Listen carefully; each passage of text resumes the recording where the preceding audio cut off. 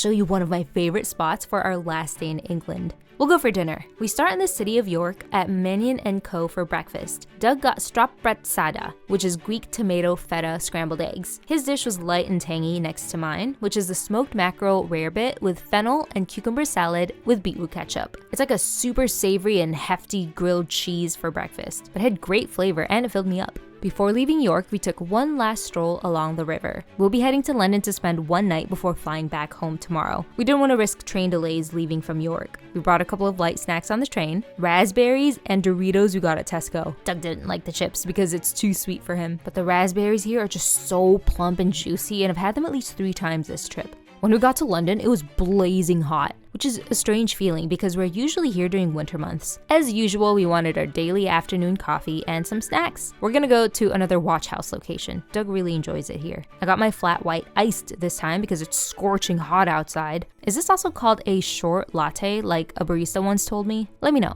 Doug got another one of his fancy pour-overs, and instead of sparkling water, this time they served green tea as a palate cleanser. For pastries, I got a cardamom bun sprinkled with hibiscus sugar, and Doug got the chocolate and pistachio croissant. Both were nice and not too sweet. These will tide us over for a couple of hours before we go to dinner. One more look at London before we leave. I'm at awe at how beautiful it is here when the sun is shining. We're only ever used to its gray skies and chilly weather.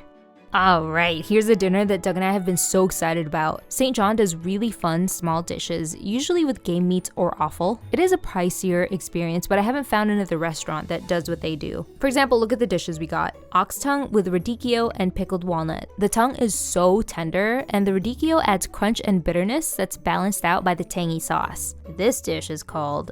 Yep, that's what it's called. It's a meatball mixed with offal, which are organ meats, and creamy mashed potato on the side. This one was super salty though, but I love the variety of textures we got from the meatball, and the mashed potato mellowed it out. This is venison with beets, which kind of looks like the tongue, doesn't it? The meat is very lean, and most of the punch of flavor comes from the sauce. Next is the crispy duck leg with broad beans and trotter, which is a special of the day. I love how tender the duck meat was, and the skin was crispy. The broad beans are soft and buttery next to the lemony sauce. This is probably the best dish we got tonight. For dessert, I love getting the Eccles cake and Lancashire cheese. Try this at least once. Eccles cake has dark, sticky currants inside the flaky pastry. The deep molasses-like flavor is balanced out with a salty, creamy, and sharp cheese. Think of it as a mix of good quality English cheddar and Parmesan. It's the 3rd time I've eaten this. Next time I'll try their Madeleines because they're apparently really good. And that wraps up our England trip. Thanks for hanging out with us these last 9 days. I hope you had as much fun as we did sharing our travels. We're gonna be back here soon to host our event, so keep your eyes peeled.